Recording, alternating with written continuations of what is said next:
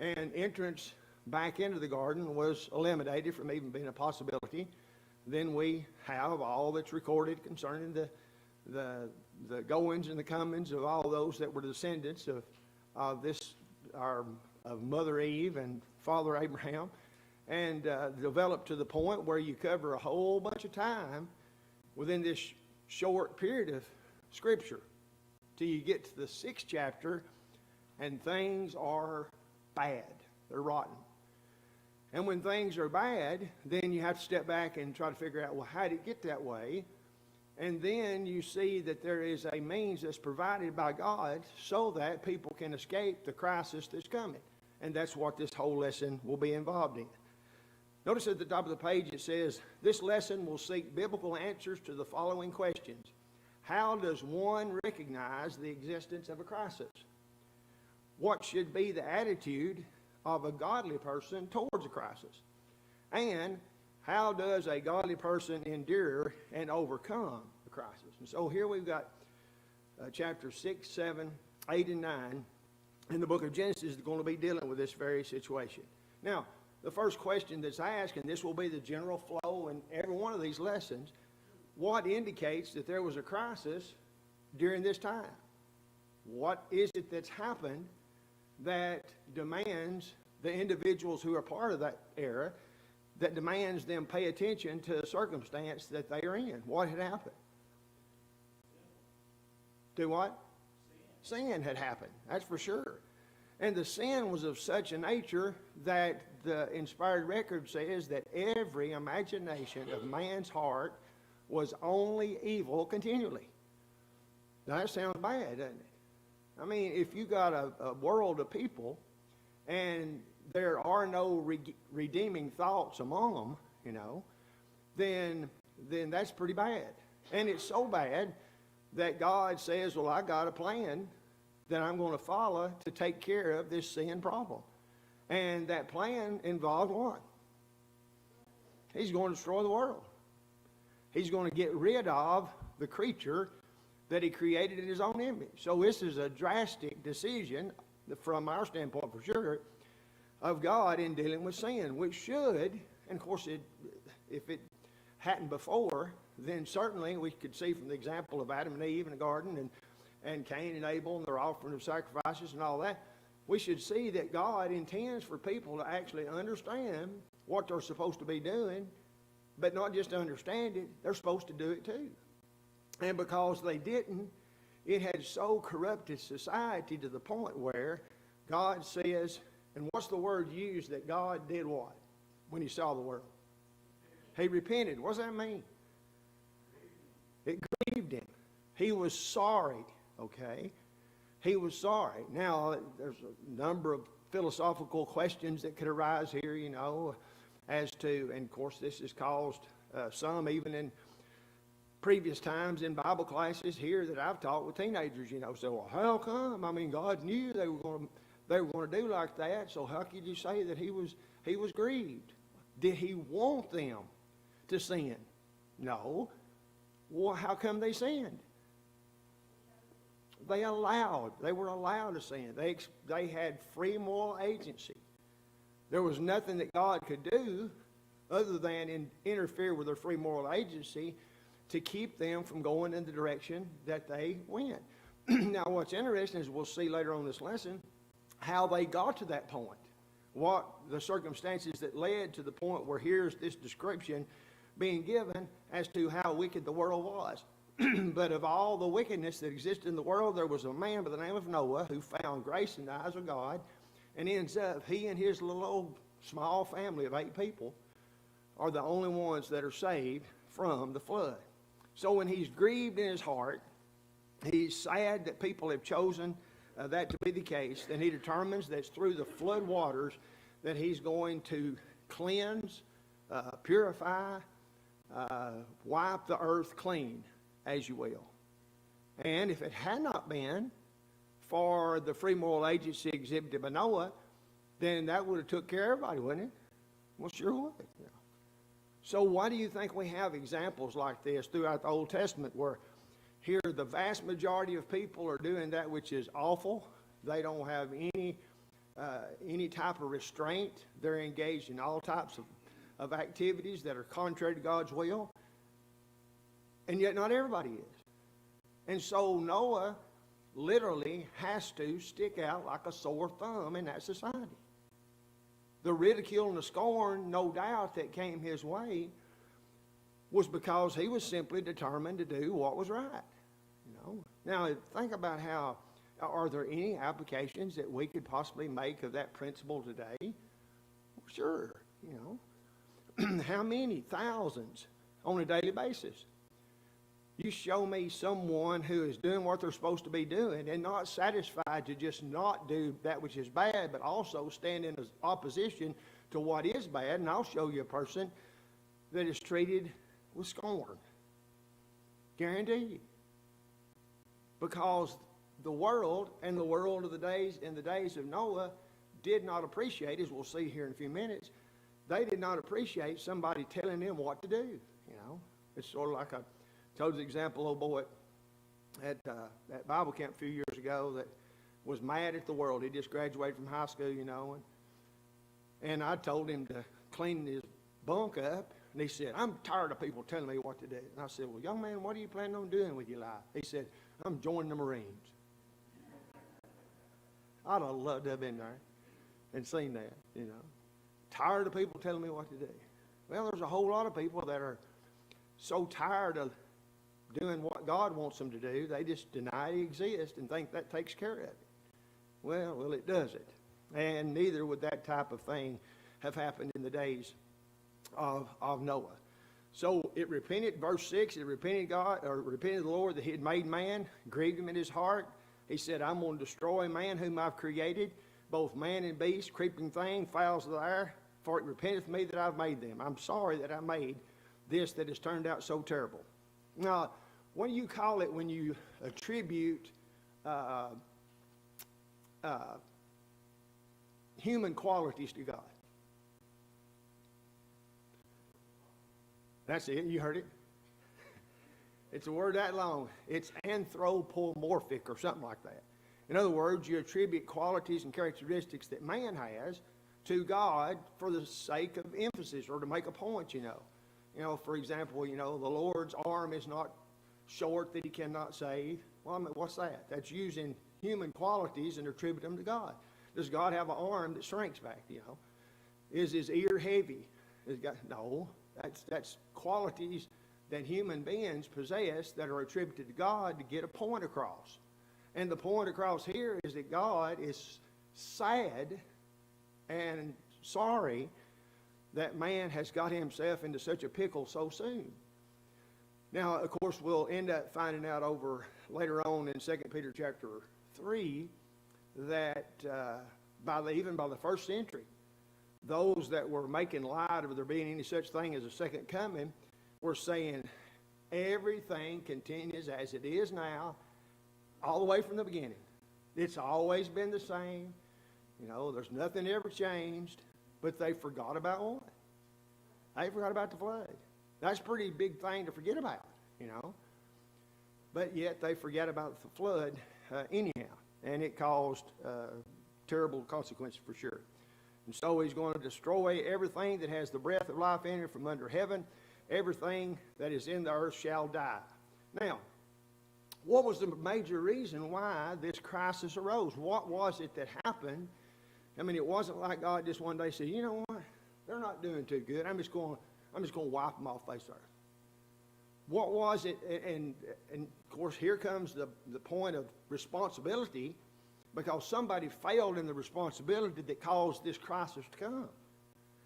It's not God's fault, obviously. It's not Noah's fault. It's not God's instruction's fault. This is during the patriarchal time in which the heads of families had the responsibility of communicating God's will to the family. Now, during this same patriarchal age, we have the example of Job, who served as the priest of his family. He was the one that offered sacrifices for his family and all. Well, that's the time frame in which we're talking about, in which the heads of the families, the patriarchs, had the responsibility of communicating God's will to the whole family, keeping them in line. You remember it said concerning Abraham that God said concerning Abraham, he knows Abraham. He knows the way Abraham is. He knows how Abraham exhibits his free moral agency. And he knows that not only will he influence his children, but he'll influence his grandchildren too. Of course, it says children's children, but that's grandchildren. And if he has opportunity, he will influence his children's children's children's children, all the way down as far as he can go, see. And that's the way it's supposed to be. And, you know, while that works in a positive direction, it also works in a negative direction. Because there are individuals who influence their families, sometimes even long after they're gone. But the influence they exert ain't no good. It's the opposite of what it ought to be. So we have to get that in order for sure. So, unsurprisingly, when this is fixing to happen, the world pretty well just went on like everything's fine and dandy. Now, there's interesting word play here. Back up here, notice in verses 1 and 2, it came to pass when men began to multiply on the face of the earth, and daughters were born unto them, and the sons of God saw the daughters of men, that they were fair, and they took them wives of all which they chose. Now that sounds like a pretty just factually based statement. But what is encapsulated into that declaration there by Moses? It had to do with what? Who you choose to marry. Who you choose to marry. How are the men in this arrangement described? Sons of God. Now, wouldn't it be wonderful if the women involved in these marriages, wouldn't it be wonderful if they'd have been categorized as girls or women of God? But they're not. What are they identified as? They're pretty. They're children of the world. They're children of mere men. They're nice looking. Now, of course, we know cultures change. In some cultures, you know, the bigger the better, you know. Most of us are just living in the wrong country, you know. It would be beautiful in some places. But here it was not because of anything, a redeeming quality they possessed about appreciation for God. It was based solely on the eye test. That's it. They was pretty. And everybody knows that if you're pretty, then that cancels out anything bad that can happen, right? Wrong, obviously. I heard a couple of women discussing the matter the other day, and they was talking about privilege, you know. And of course, the end point of the whole section, the whole thing that they were showing there, was the only group of people in the United States of America today who do not have, nobody has their back, is white, male, heterosexuals. Nobody's got our back. And everybody else does. Everybody else somebody's got their back. And what these two women were showing, they said, we have something that white, heterosexual men don't have. We have privilege because we're women. And then one of the women was a black woman. She's got even more privilege than the white woman. But because they're women, they have privilege. And somebody says, that ain't so. Well, it is too. I just saw an advertisement yesterday. It said, now that your company is going to be out running, why not hire a woman? Well, that's fine, you know. But you know as well as I that the only people that you can really discriminate in our world today are white, heterosexual men. That's it. Because they don't deserve anything. We know that. They are deserving of being the footstool of anything and everybody else in the world, which is just terrible. But yet that's where we are in society. And so here we have an example in which everything goes bad because of the foolish choices being made by the sons of God. Now, you might could question, how faithful are these sons of God if they're making a decision based upon looks only, you know?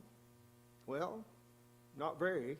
Now, there's been some have tried to develop the concept here that these sons of God were the descendants of Shem, while the daughters of the world were descendants of Cain, okay?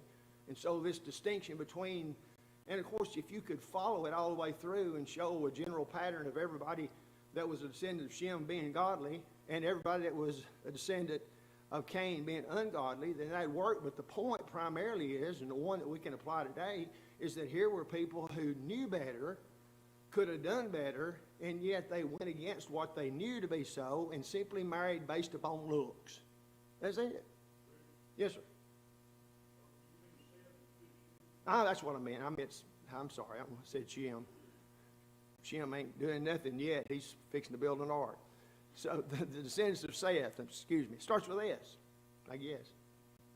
So the descendants.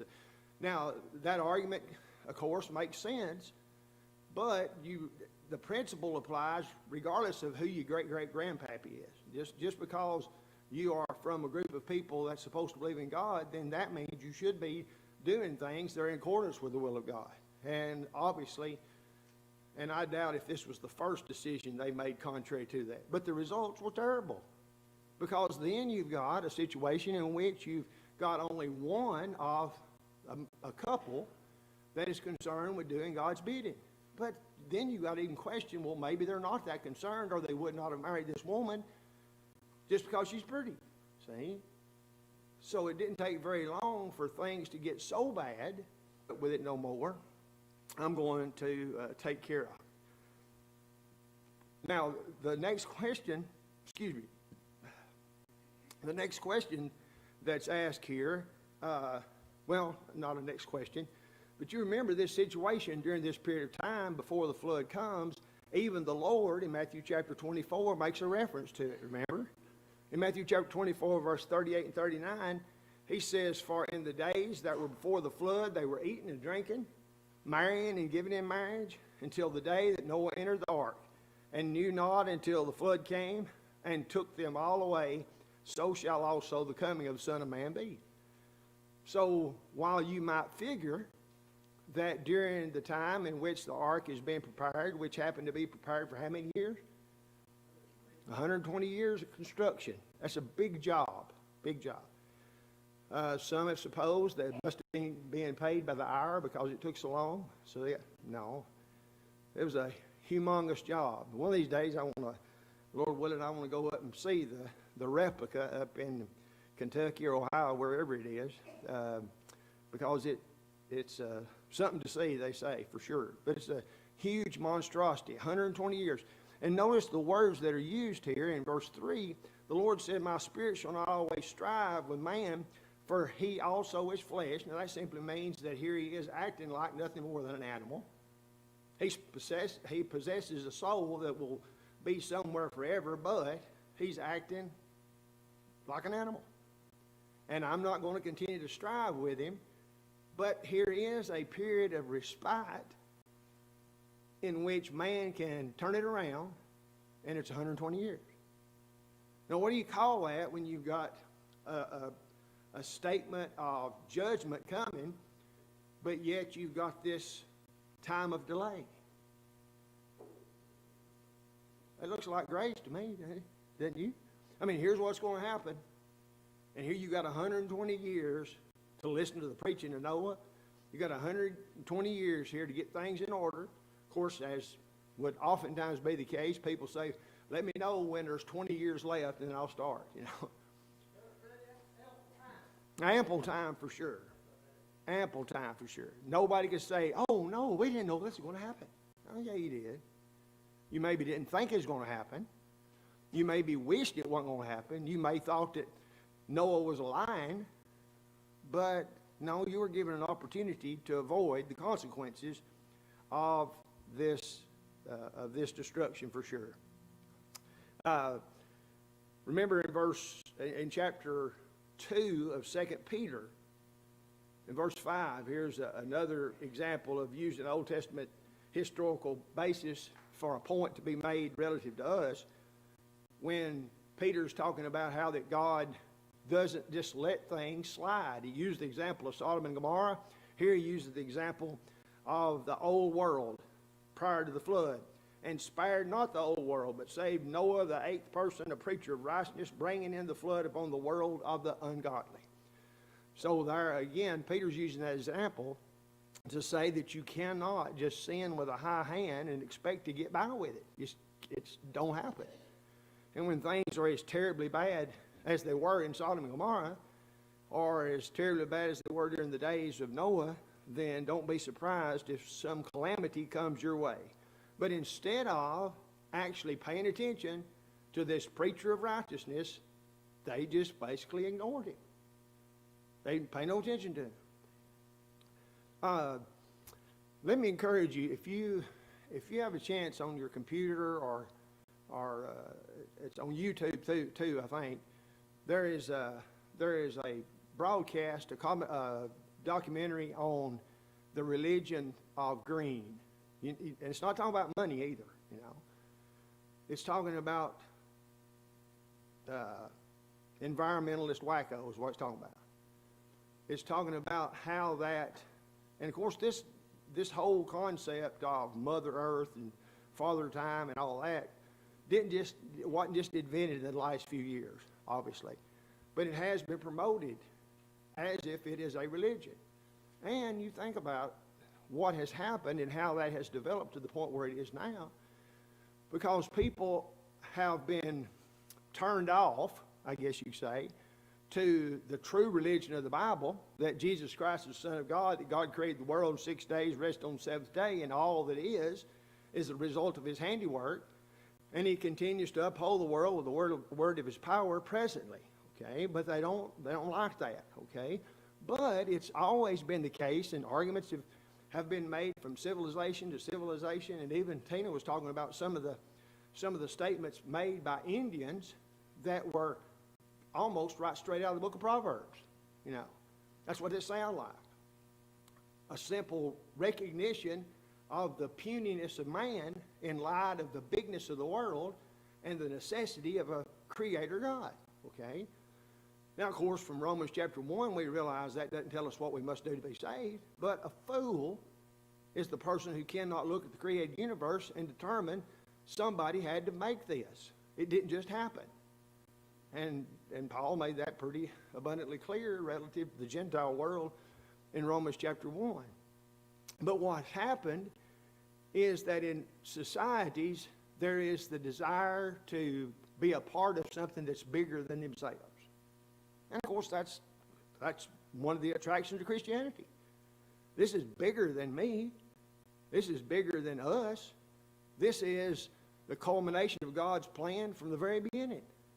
That through the church, the manifold wisdom of God will be made known, you know. So that's something that we can become a part of and feel good about participating in it because we know the end result of it. But what if you take all that away? What if you kick to the curb all of the other false religions that offer something similar to that?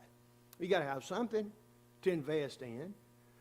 Well, that's where you have people investing in saving the world. We've got to be saviors of the world. And when you do much reading into this idea, then what we really need to do, according to these individuals, if we just get rid of human beings, then that would solve the problem.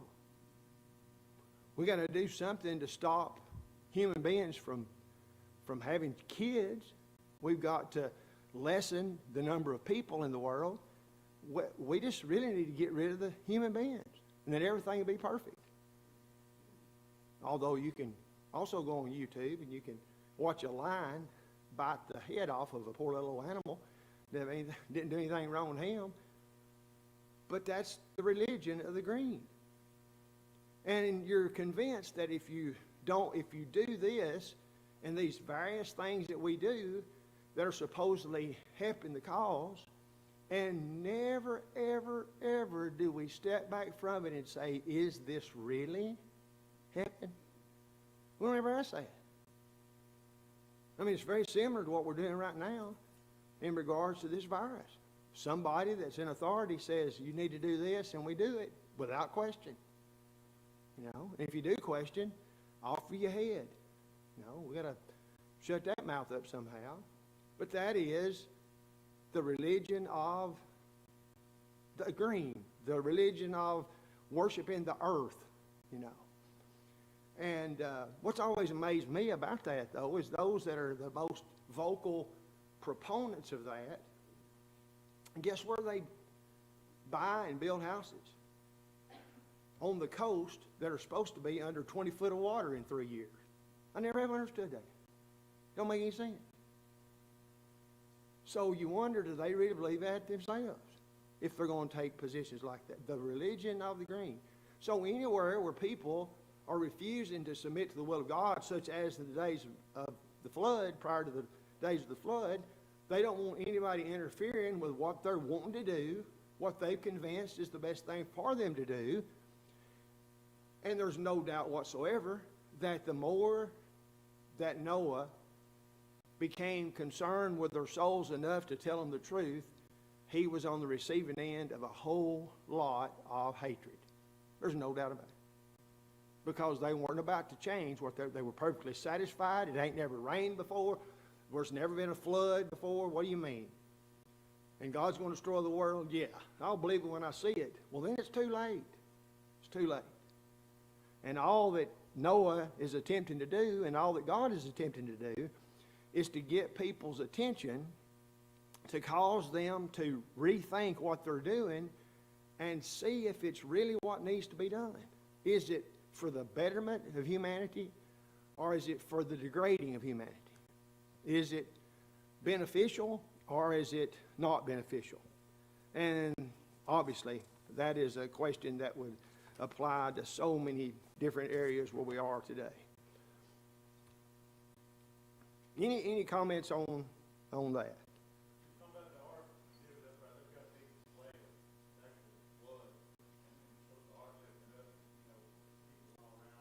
Is that right? Yeah. Yeah. Yeah. It's too late, yeah. I mean, that's one of the, on the Jill Miller film strips, you know, you got people beating on the doors it's closed, you know, and I mean, and that's what happened. I mean, that's what happened. Don't have any idea a specific number of people, but millions of people drowned. There's no doubt about it. And it was.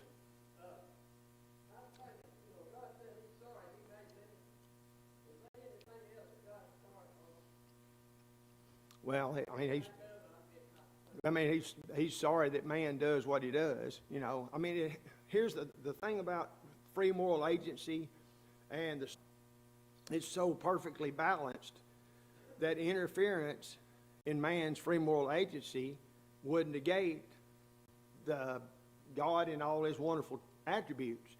But it only takes the defiance of the creature created in his own image to show how it's got to be this way, even though relatively few are going to take it seriously enough to change their attitudes and actions as it relates to the God who brought them into existence to begin with. You know, it doesn't make any sense.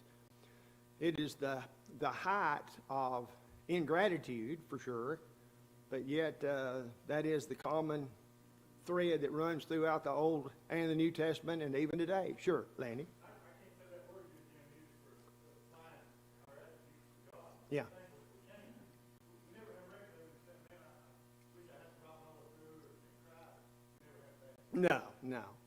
No. You never see the way of escape being second guessed, for sure. No way.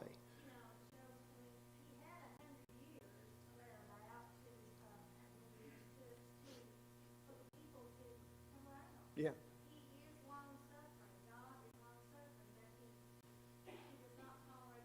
Mm.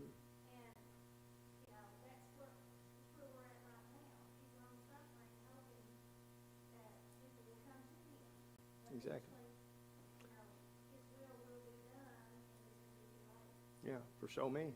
See there, and it's interesting there in 2 Peter chapter 3, you know, it starts off talking about the world that was, and everything hasn't continued as it has, and then the long suffering of God is, you can depend upon God being long suffering. He wants all men to repent. And then it says the long suffering of the Lord, or the long suffering of God, is salvation, which simply means that the world continues to stand till this very hour so that lost people can be saved. I mean, that's long suffering.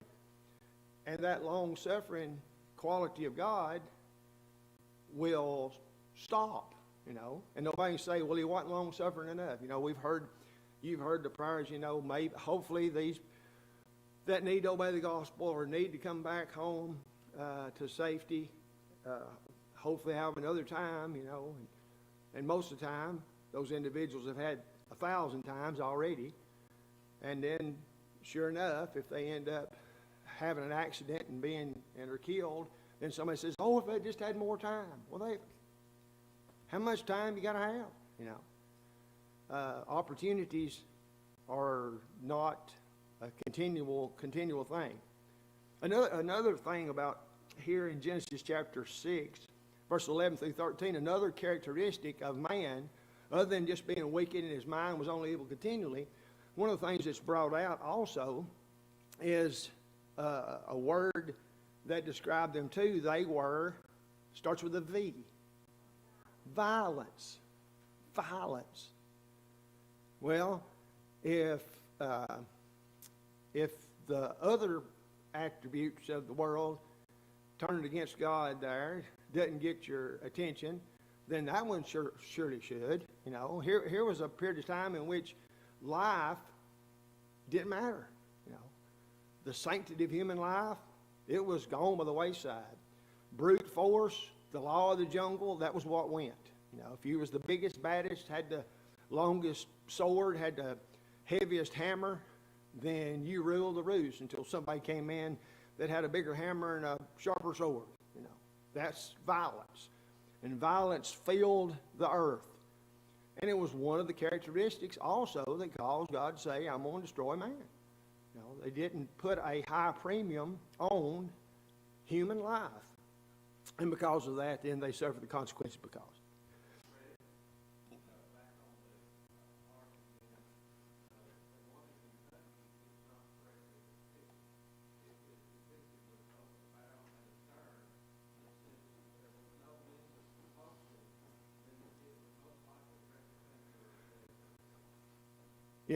Yeah, it didn't. I don't think the ark constructed by Noah it was not like a seafaring vessel where you could turn and stuff. It was simply made to float. And it used to be said, and I don't think it would change over time, that the dimensions were perfect for carrying a heavy load with no spillover, you know, into the boat. And that proportional way that the thing was constructed. So it wasn't made like a giant ship. You know, it was made like something to float, a barge-like thing. But I wasn't aware of I hadn't seen that specific aspects of the ark. I just was overwhelmed by the size of the ark. Yes, sir.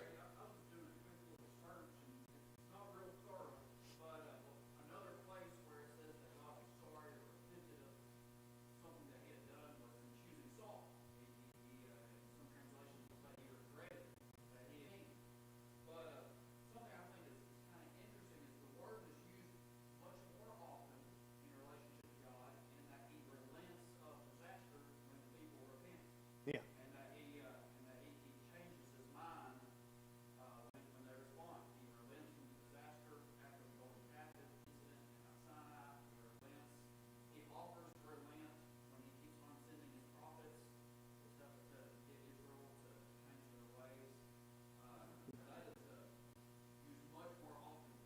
Yeah.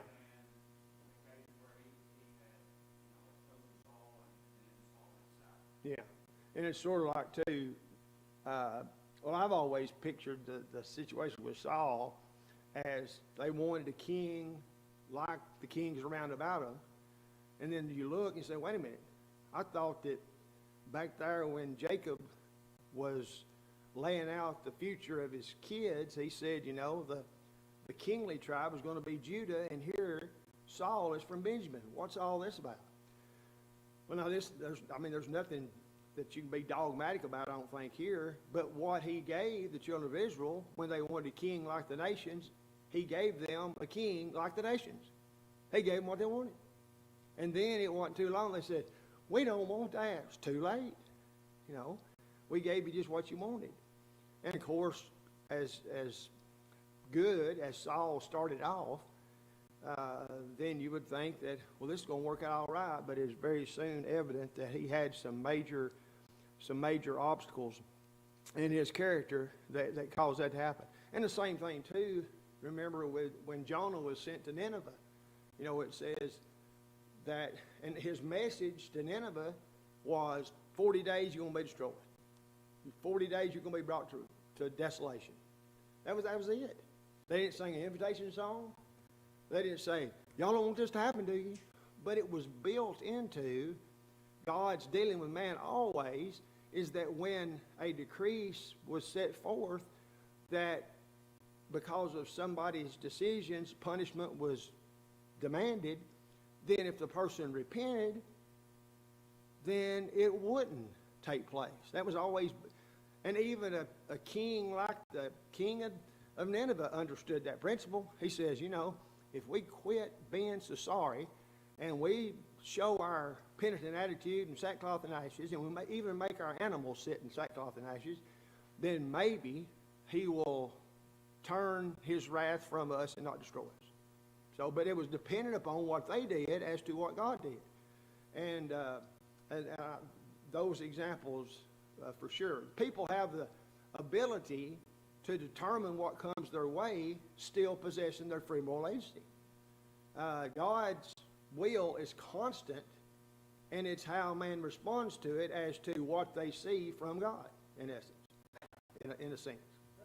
Yes, sir.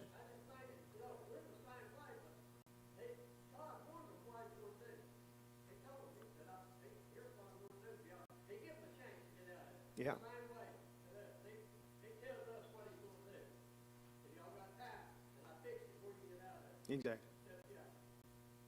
Exactly. You know, the thing is, if you were to ask, just imagine you living during the days prior to the flood. If you were to ask those people, do you consider yourself to be wicked or righteous? Do you consider yourself to be evil or good? Now, probably there's not a whole lot of them that says, oh yeah, I'm evil, I'm unrighteous.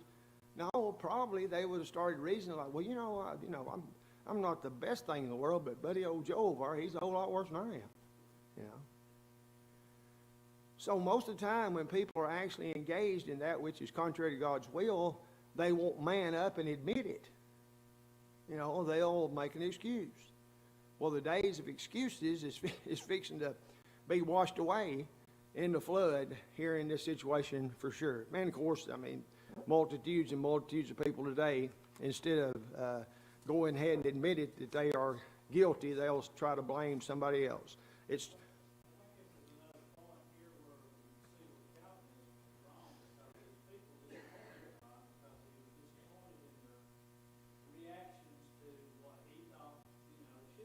exactly.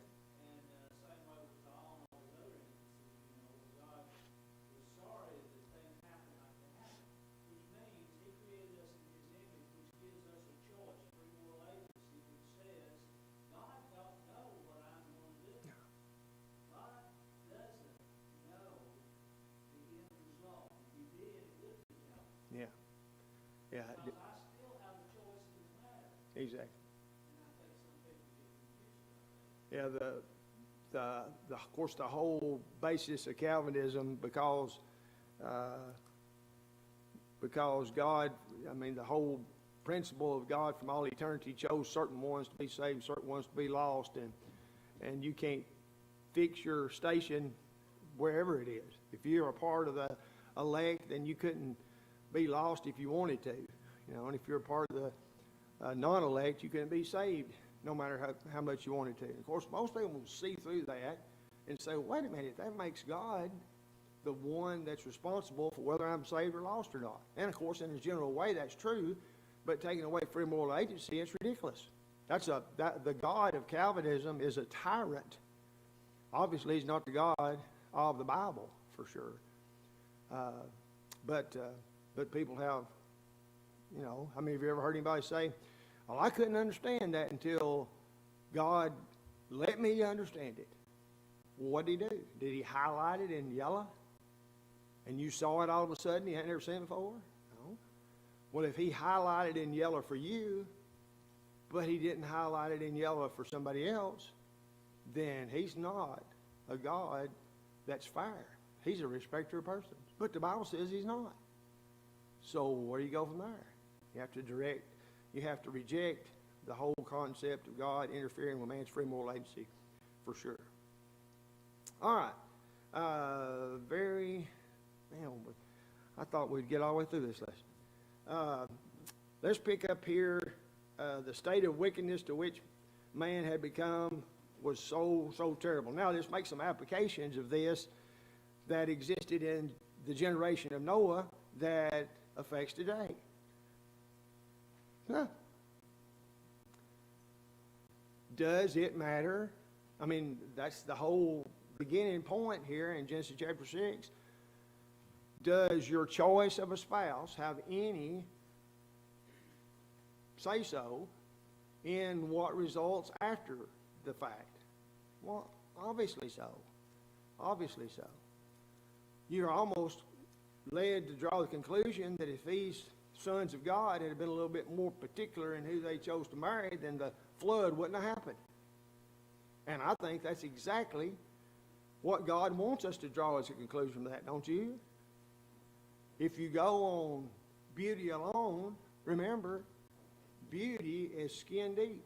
Ugly goes all the way to the bone. Remember? And I'm not talking about physical beauty either, because that's in the eye of the beholder. Have you ever seen a fella that you could not understand why in the world the girl married him? Every morning I see that. All right, we'll have to pick up right here and make these applications. We're going to do it quick, and then we'll get into Rehoboam and Jeroboam and that crisis time for sure. Thank you so much.